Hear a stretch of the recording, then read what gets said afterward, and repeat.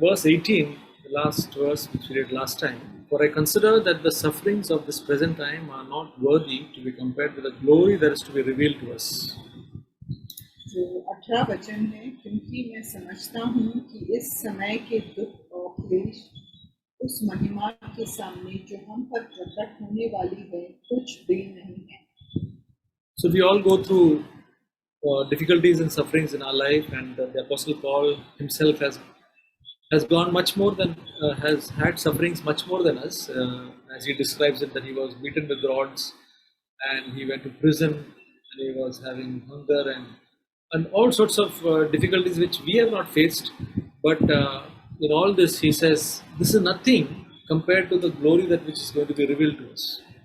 तो हम देखते हैं, हमने देखा है कि जो प्रेरित पौलुस हैं वो बहुत सारे क्लेश और कष्ट उन्होंने उठाए और उन्होंने कोड़े खाए, वो कारागार में बंद थे, फिर वो जो भूख प्यास इन सब चीज़ों का जो सामना उन्होंने किया जो हम में से किसी ने नहीं किया है.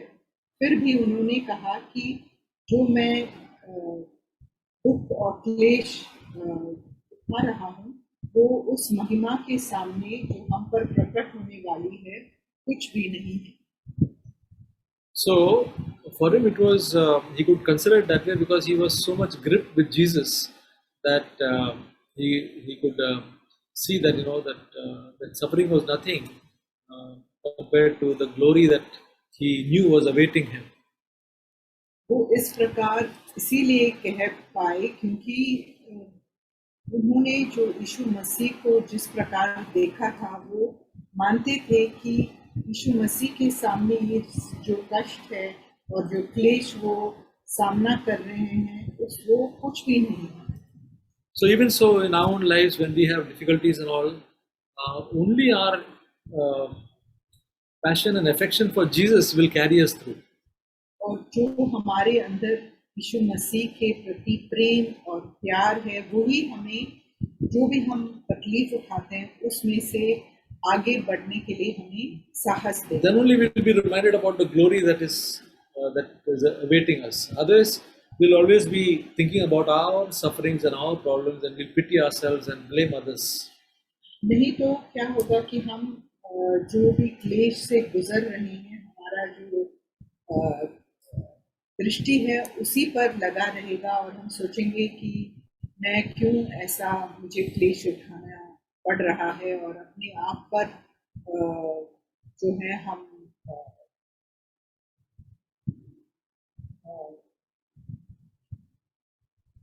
इसके कारण हम दुखी होंगे और हम आगे बढ़ नहीं पाएंगे. Okay, we'll read from verses 19 to 22 now. For the anxious longing of the creation waits eagerly for the revealing of the sons of God.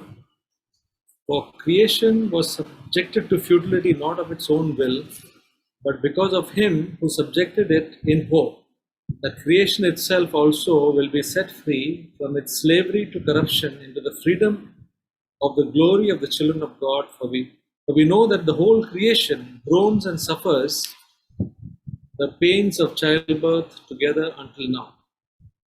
19 से 22 तक हम पढ़ेंगे. क्योंकि सृष्टि बड़ी आशा भरी दृष्टि से परमेश्वर के पुत्रों के प्रकट होने की बाट जो रही है. क्योंकि सृष्टि अपनी इच्छा से नहीं पर अधीन करने वाले की ओर से व्यर्थता के अधीन इस आशा से की गई है कि सृष्टि भी आपकी विनाश के दासत्व से छुटकारा पाकर परमेश्वर की संतानों की महिमा की स्वतंत्रता प्राप्त करेगी. क्योंकि हम जानते हैं कि सारी सृष्टि अब तक मिलकर कराहती और पीड़ाओं में पड़ी तड़पती है. So, it's some of these passages which are there are not very easy to understand or interpret. ये जो पद जो हमने अभी पढ़ी ये समझना और समझाना भी बहुत ही आसान नहीं है. So, what we understand here, and I've referred to literature and commentary and other things also while I'm doing the study. So basically, the anxious longing of the creation. So we'll see that when God created this world, and when He created a world and man, He said it was good. जैसे यहाँ लिखा गया है, सृष्टि बड़ी आशा भरी दृष्टि से आगे देखती रहती है। इसका ये मतलब है कि जब परमेश्वर ने संसार को बनाया तब God created and everything was good. He said it was good. और उन्होंने कहा कि सब कुछ बहुत ही अच्छा है। जो भी उन्होंने सृष्टि किया वो बहुत ही अच्छा था। But when man sinned, when Adam sinned, then we'll read in Genesis chapter 3, verses 17 to 19. लेकिन जब मनुष्य ने पाप किया तो हम तीसरा अध्याय में verses 17 to 19. हम 17 से उत्पत्ति तीसरा अध्याय 17 से 19 तक पढ़ेंगे। So when Adam sinned, this is what God said and this is what God did. Then to Adam he said, because you have listened to the voice of your wife and have eaten from the tree about which I commanded you, saying, you shall not eat from it, cursed is the ground because of you. In toil you shall eat of it all the days of your life. Both thorns and thistles it shall grow for you, and you shall eat the plants of the field. By the sweat of your face you shall eat bread, till you return to the ground, because from it were you taken, for you were dust, and to dust you shall return. तीसरा अध्याय 17 से 19 तक। और आदम से उसने कहा, तूने जो अपनी पत्नी की बात सुनी और जिस वृक्ष के फल के विषय में मैंने तुझसे आज्ञा दी थी कि तू उसे ना खाना, उसको तूने खाया है, इसीलिए भूमि तेरे कारण शापित है। तू उसकी उपज जीवन भर दुख के साथ खाया करेगा, और वो तेरे लिए कांटे ऊंट कटारे उगाएगी, और तू खेत की उपज खाएगा और अपने माथे के पसीने की रोटी खाया करेगी, और अंत में मिट्टी में मिल जाएगा, क्योंकि तू उसी में से निकाला गया है। तू मिट्टी तो है और मिट्टी ही में फिर मिल जाएगा। So the corruption which man got due to sin, God also cursed the ground, and the corruption came to the creation. और हम देखते हैं कि जो परमेश्वर ने पाप के कारण जो शाप दिया मनुष्य को, वो जो है वो जमीन पर भी वो शाप लागू हुआ। So it says, that's why it says in verse 20 and 21, for creation was subjected to futility, not of its own will, but because of him who subjected it in hope. And that creation itself will be set free from its slavery to corruption into the freedom and the glory of the children of God. क्योंकि इसीलिए 20वें और 21वें वचन में Romeo 8 का 20 और 21 में कहा गया, क्योंकि सृष्टि अपनी इच्छा से नहीं पर अधीन करने वाली की ओर से व्यर्थता के अधीन इस आशा से की गई कि सृष्टि भी आपकी विनाश के दासत्व से छुटकारा पाकर परमेश्वर की संतानों की महिमा की स्वतंत्रता प्राप्त करेगी। So now the creation itself, now the animals, they were not intended to destroy one another, harm one another. It was not that way when God created. Now this creation itself, the animals, if we call it, the trees or whatever, they're all, the Bible says, they're all waiting for revealing the sons of God. They're all waiting for a new time, a new heaven and a new earth. They are all waiting for it. तो हम देखते हैं कि जो सृष्टि है, जिनको परमेश्वर ने बनाया है, चाहे वो जानवर हो, पेड़ हो, पौधे हो, कुछ भी हो, सब जो है उस व्यर्थता के अधीन आए हैं पाप के कारण। इसीलिए उन सब की आशा है कि परमेश्वर की संतानों की महिमा की स्वतंत्रता प्राप्त करें। So God's creation, that is a man, the redeemed people of God, are waiting for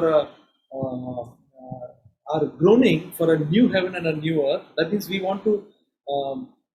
We're not satisfied with this. We are citizens of heaven. Similarly, the creation itself, the other part of creation itself is also longing for something new, so that they'll be free from slavery. Just as we are longing, we believers. I mean, the people who are unbelievers are not at all longing, but we believers, God has placed in us a longing for heaven. Similarly, the creation is longing for freedom into that, which God has created them. जिस प्रकार हम जो परमेश्वर के संतान हैं, हम में वो एक पुकार है या एक इच्छा है कि हम उस संतानों की महिमा की स्वतंत्रता प्राप्त करें। उसी प्रकार सारी सृष्टि भी कराहती और पीड़ाओं में पड़ी तड़पती रहती है कि उन्हें भी इस जो विनाश के दासत्व से उन्हें छुटकारा मिले। It's amazing to see, to read verses in Isaiah chapter 65, verse 17. We'll read Isaiah 65, verse 17. यशाया का 65वां अध्याय और उसका 17 वचन पढ़ेंगे। It says, "For behold, I create new heavens and a new earth, and the former things shall not be remembered or come to mind." And then verse 25. This is what will happen. "The wolf and the lamb shall graze together, and the lion shall eat straw like the ox, and the dust shall be the serpent's food. They shall do no evil or harm in all my holy mountain, says the Lord." और 17वें वचन में ऐसे लिखा है, क्योंकि देखो मैं नया आकाश और नई पृथ्वी उत्पन्न करता हूँ, और पहली बातें स्मरण ना रहेगी और सोच विचार में भी ना आएगी। और 25वां वचन, भेड़िया और मेमना एक संग चरा करेंगे, और सिंह बैल के समान भूसा खाएगा, और सर्प का आहार मिट्टी ही रहेगा। मेरे सारे पवित्र पर्वत पर ना तो कोई किसी को दुख देगा और ना कोई किसी की हानि करेगा। यहोवा का यही वचन है। Further we read in Isaiah chapter 11, verse 6 to 9. It's amazing. It made me feel very emotional about this. Isaiah chapter 11, verse 6 to 9, it says, "And the wolf will dwell with the lamb, and the leopard will lie down with the kid, and the calf and the young lion and the fatling together, and a little boy will lead them. And the cow and the bear will graze, their young will lie down together, and the lion will eat straw like the ox, and the nursing child will play by the hole of the cobra, and the weaned child will put his hand on the viper's den. They will not hurt or destroy in all my holy mountain. For the earth will be full of the knowledge of the Lord as the waters cover the sea." और यशाया का 11 अध्याय और उसके 6 से 9 तक हम पढ़ेंगे। और ये पढ़कर मैं बहुत ही भावुक हो गया, क्योंकि यहाँ कहा गया है कि तब भेड़िया भेड़ के बच्चे के संग रहा करेगा, और चीता बकरी के बच्चे के साथ बैठा करेगा, और बछड़ा और जवान सिंह और पाला पोसा हुआ बैल तीनों इकट्ठे रहेंगे, और एक छोटा लड़का उनकी अगुवाई करेगा। गाय और रीछनी मिलकर चरेंगी, और उनके बच्चे इकट्ठे बैठेंगे, और सिंह बैल के समान भूसा खाया करेगा।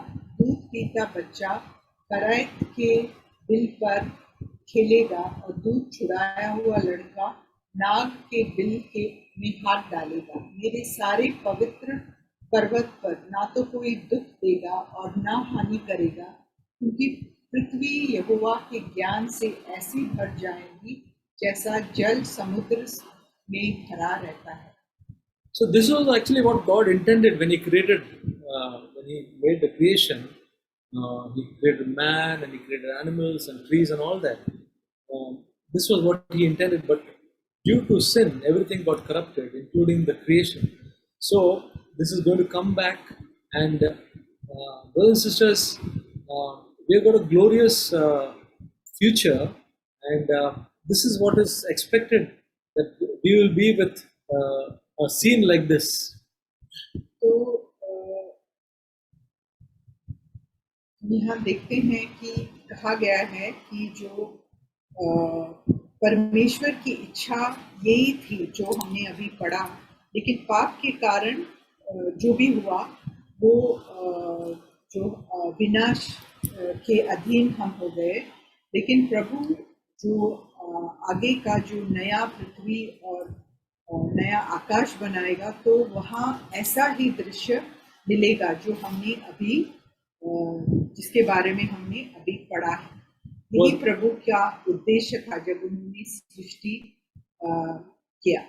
So verse 23 says, and not only this, but also we ourselves, having the first fruits of the Spirit, even we ourselves groan within ourselves, waiting eagerly for adoption as sons, the redemption of our body.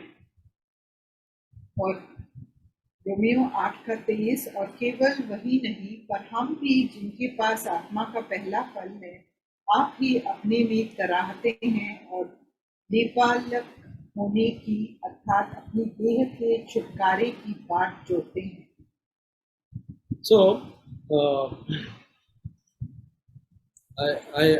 I don't know. I will not be able to say that I say along with the Apostle Paul like this, that I am groaning, like that. But I have felt like sometimes when things have become difficult, I said, "Oh, I wish I can be with, leave this place and be in heaven," like in that sort of manner. But this is something else. It says, "Groan with ourselves," which the Apostle Paul had, waiting eagerly for adoption as sons. तो कई बार मैं भी ऐसा नहीं कह सकता जिस प्रकार प्रेरित पौलुस ने कहा, लेकिन मुझे भी कई बार जब कष्ट और मुश्किल से जब मैं गुजरता हूँ, तब मुझे ऐसे लगा है और मैं कराहता हूँ, और मुझे ऐसा मेरे मन में ऐसी आशा आती है कि जल्दी से मैं स्वर्ग चले जाऊं। लेकिन ये तो बहुत ही अलग बात है जो जिसके बारे में पौलुस ने कहा है कि उनमें ये इच्छा थी कि वो देह से छुटकारा के लिए वो कराते रहते थे। So here the Apostle Paul is talking about, we are already adopted as sons, but he's talking about the time when everything will, at the end of time, when we will be glorified, and our bodies will, be also, we'll also receive a glorified body. That is called the redemption of our body. और जो इसके बारे में प्रेरित पौलुस ने कहा है, हम पहले से ही हम देह पालक किए गए हैं। परमेश्वर ने हमें अपना बेटा और बेटी बनाया है, लेकिन जो नया सृष्टि है वहाँ हम जाकर के हम इस पाप में जो शरीर है उससे छुटकारा पाकर हम वहाँ रहेंगे। इसके बारे में वो उन्हें वो कराना था। The Bible speaks about three salvation, three types of salvation. One is salvation from sin, that when a person accepts Christ, he's has a salvation from sin. That means he's forgiven of his sins. Then there is a salvation from the power of sin. That is our present salvation.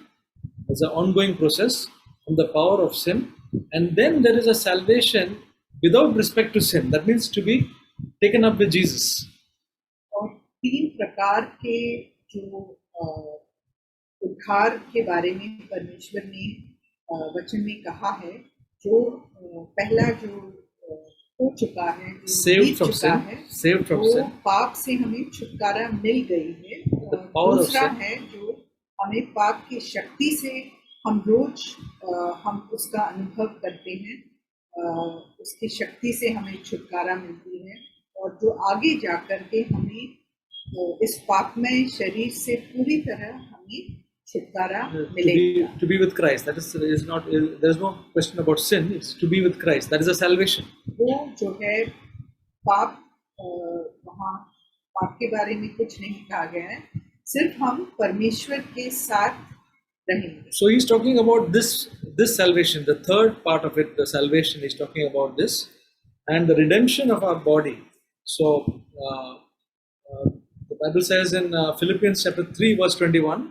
और यहाँ जो कहा गया है वो जो तीसरा जो भविष्य में होने वाला है उस छुटकारा के बारे में कहा गया है, जहाँ हमारा शरीर जो है उद्धार पाएगा, जिसके बारे में फिलिपियों का 3:21 तीसरा अध्याय और उसके 21वें वचन में कहा गया है, says, who will transform the body of our humble state into conformity with the body of his glory by the exertion of the power that he has, even to subject all things to himself.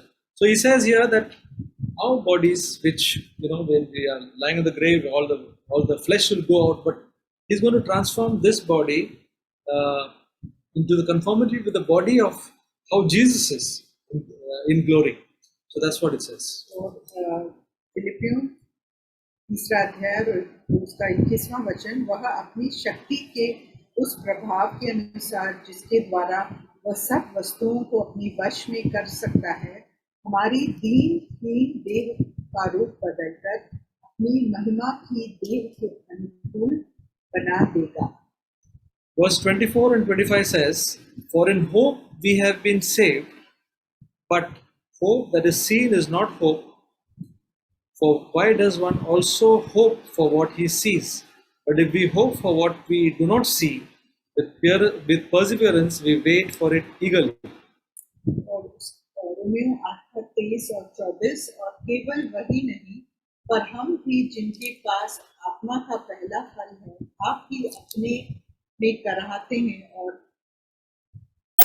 23 and 24 and 25. 24 और 25 वहाँ वचन, इस आशा के द्वारा हमारा उद्धार हुआ है, परंतु जिस वस्तु की आशा की जाती है जब वो देखने में आए तो फिर आशा कहाँ रही, क्योंकि जिस वस्तु को कोई देख रहा है उसकी आशा क्या करेगा, परंतु जिस वस्तु को हम नहीं देखते यदि उसकी आशा रखते हैं तो धीरज से उसकी बाट जोतते भी हैं। So in the Christian life there is a thing called hope, and that hope is something which is not like how we say it in the world, I hope I will get. It's not like that. It's a hope which is definite, even though we don't see it. It's called the blessed hope.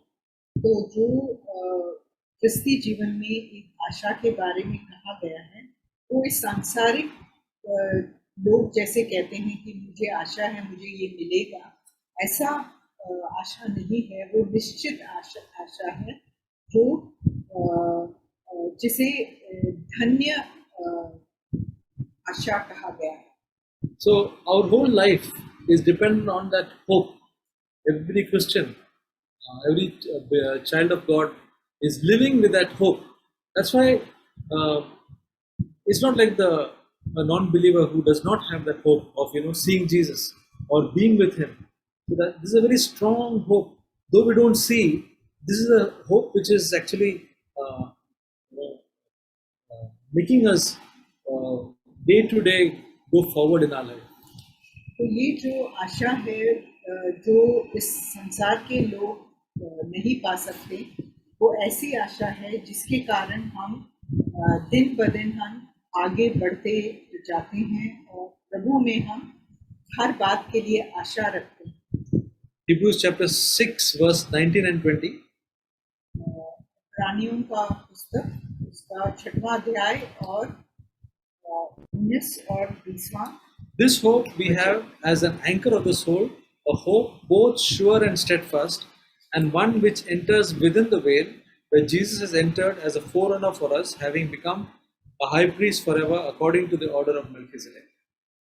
इब्रानियों का 6वां अध्याय उसका 19 और 20वां वचन, वह आशा हमारे प्राण के लिए ऐसा लंगर है जो स्थिर और दृढ़ है और पर्दे के भीतर तक पहुंचता है, जहां यीशु ने मलकीसदेक की रीति पर सदा काल का महायाजक बनकर हमारे लिए अगुआ के रूप में प्रवेश किया है। This hope is speaking about our entry into heaven, which is not something which we just hope for, like how you say in the world, I hope to go there. No, it is something which is sure. ये जो आशा है जिसके बारे में यहाँ कहा गया है, वो हमारा जो स्वर्गवास है उसके बारे में कहा गया है। वो जैसे दुनिया के लोग कहते हैं कि मुझे आशा है, मुझे ये मिलेगा या वो मिलेगा, उस प्रकार का आशा नहीं है। ये एक बहुत ही निश्चित बात है जो आगे भविष्य में होने वाला है। Brothers and sisters, it should not be how the world says, I hope to go.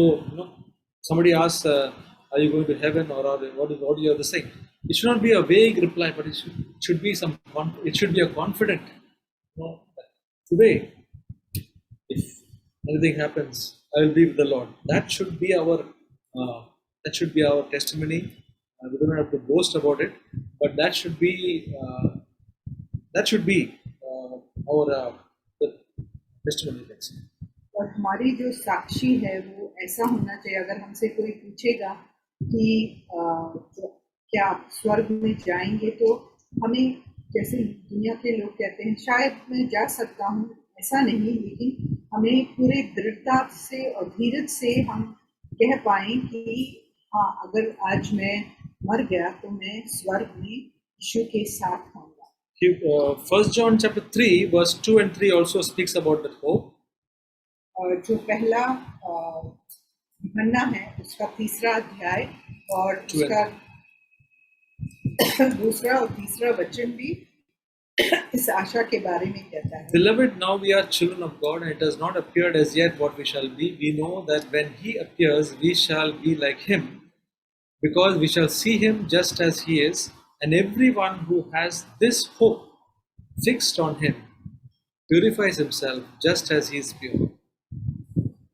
पहला यूहन्ना 3रा अध्याय उसका 2रा 3रा वचन, ही प्रियो, अब हम परमेश्वर की संतान हैं और अभी तक यह प्रकट नहीं हुआ कि हम क्या कुछ होंगे। इतना जानते हैं कि जब वो प्रकट होगा तो हम उसके समान होंगे, क्योंकि उसको वैसा ही देखेंगे जैसा वो है। और जो कोई उस पर ये आशा रखता है वो अपने आप को वैसा ही पवित्र करता है जैसा वो पवित्र है। So here it says, everyone who has this hope. What is that hope? Fixed on Him. That means that I will see Jesus. Okay, and everyone who wants to see Jesus, then he purifies himself. He wants to become more and more like Him. और जहाँ जो कहा गया है आशा के बारे में, वो कौन सी आशा है? वो यही आशा है कि जो कोई उस पर ये आशा रखता है कि हम यीशु मसीह को हम देख पाएंगे, तो वो अपने आप को वैसा ही पवित्र करता है जैसा वो पवित्र है। Brothers and sisters can share briefly for 5 minutes, and anything which, particularly in this passage from verse, you can say from verse 18 to 25, anything which has encouraged you, has challenged you, just briefly, you're welcome to share, so that all will learn and all will be encouraged. So, yeah. So just as you were sharing on verse 18, right? For I consider that the sufferings of this present time are not worthy to be compared with the glory that will be revealed in us. तो मुझे बस एक ही बात बहुत छू गई जो आप बांट रहे थे वचन 18 में से, रोमियो 8 का 18, क्योंकि मैं समझता हूँ कि इस समय के दुख और क्लेश उस महिमा के सामने जो हम पर प्रकट होने वाली है कुछ भी नहीं। I mean, just to think about this verse which says that the glory will be revealed in us. तो इस वचन के विषय में जब हम सोचते हैं तो हम पाते हैं कि जो महिमा है वो हमारे अंदर प्रकट होगी, हमारे में प्रकट होगी। So as I see this, all the sufferings in the light of all that is visible now, all the sufferings and all the afflictions and everything that the church and the children of God are going through now. तो अगर हम देखें जो अभी की जो पीड़ाएं हैं और जो लोग दुख दर्द से गुजर रहे हैं, परमेश्वर की कलीसिया हो या परमेश्वर के बच्चे हों, there is something that God is working in us. और परमेश्वर है जो हमारे अंदर कुछ ना कुछ ऐसा कार्य कर रहे हैं. So as I just also, as we just have see the remaining part of the chapter, I see, God working everything for our good. और जो बाकी का हिस्सा है इस अध्याय का, उसमें हम देख पाते हैं कि परमेश्वर जो भी कर रहे हैं वे हमारे अच्छे के लिए कर रहे हैं. And how Christ is searching our hearts and how the Spirit is interceding for us. और कैसे जो मसीह है वे हमारे हृदयों को खोज रहे हैं और जो आत्मा है वे हमारे लिए आहें भर भर के प्रार्थना कर रही है. And as brother shared, it is hope that is what connects us to this world that God is working in. और जैसे भाई अभी बांट रहे थे कि यह वही आशा है जो हमें इस संसार से जोड़े रखती है जिसमें परमेश्वर कार्य कर रहे हैं. And so I'm really amazed that God is doing an inward work, a work in us, a glory that will be revealed one day, which is now unseen, which can only be seen with the eyes of hope. और मैं इस बात से मुझे ये बहुत ही बात रोचक देने वाली लगती है कि कैसे परमेश्वर हमारे अंदर कार्य कर रहे हैं, और वह ऐसा कार्य है जो दिखता नहीं है, परंतु वह उस दिन प्रकट होगा जिस दिन परमेश्वर के दिन में वे एक दिन प्रकट होगा. So I ask God to give me that eye of faith that I may see God working in totality, even in the midst of everything that is going wrong around me and in the world. But I see God working, and God is working for the glory, right? And that's my conformity to His Son, Jesus Christ. And I just pray that God give me that vision to see His work, because that is my destination. तो मैं यही प्रार्थना करता हूँ कि परमेश्वर मुझे वह आंख दे कि मैं उन आंखों से इस बात को देख पाऊं कि कैसे परमेश्वर मेरे अंदर उस महिमा को उत्पन्न कर रहे हैं, और कैसे वो जो महिमा है मैं वो परमेश्वर के दिन में उसको पूरी तरह से मेरे अंदर वह प्रकट होगी. Thank you. I just want to share one verse, that is verse 19. The earnest expectation of the creation eagerly waits for the revealing of the sons of God. एक वचन आपसे बांटना चाहता हूँ. वह वचन है 19वां वचन, क्योंकि सृष्टि बड़ी आशा भरी दृष्टि से परमेश्वर के पुत्रों के प्रकट होने की बात जो रही है. Yeah, Brother Matthew shared nicely about what the whole creation is waiting for. तो भाई मैथ्यू ने इस बात को बहुत ही अच्छी रीति से समझाया कि किस बात के लिए जो पूरी सृष्टि है वह इंतजार कर रही है. And just to think that, say for example, when there is all industrial pollution, and when there is all tree cutting and everything happening, we can see that the creation is longing that these people will be changed one day to be the sons of God. They'll be waiting for that day. They are actually waiting for that day to come. तो जिस तरीके से हम देखते हैं कि इतना ज्यादा प्रदूषण हो रहा है और इतने सारे जो पेड़ हैं वे कट रहे हैं, और अलग अलग जो फैक्ट्री हैं वो वे स्थापित हो रही हैं उन पेड़ों की जगह पर, तो हम पाते हैं कि जो सृष्टि है वह किस तरीके से बाट जो रही है और पूरी तरीके से इंतजार कर रही है कि जो परमेश्वर के पुत्र हैं वे प्रकट हो. And verse 20 says, creation is subjected to futility. To remember that whatever we see on the earth, however grand or beautiful they are actually empty. और वचन 20 कहता है कि जो सृष्टि है वह सब वह अधीन करने वाली है, किसी के अधीन रहने वाली है हमेशा, और ऐसा है कि वह किसी न किसी दिन नष्ट हो जाएगी। तो हम देखते हैं कि जो सृष्टि है वह एक ना एक दिन नष्ट हो जाएगी।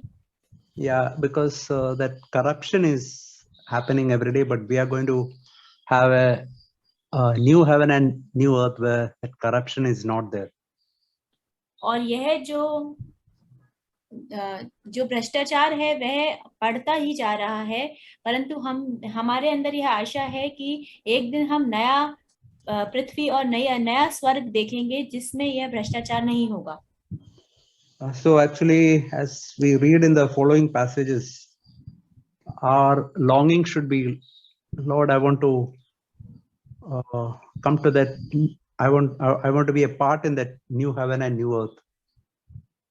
और जैसे कि हम जो आगे के वचन है उनमें पढ़ते हैं कि हम परमेश्वर से प्रार्थना कर रहे हैं कि परमेश्वर हम उस नया जो सृष्टि है और नई जो स्वर्ग है उसका हिस्सा बनना चाहते हैं। And what I have to do today is to purify myself as Jesus is pure.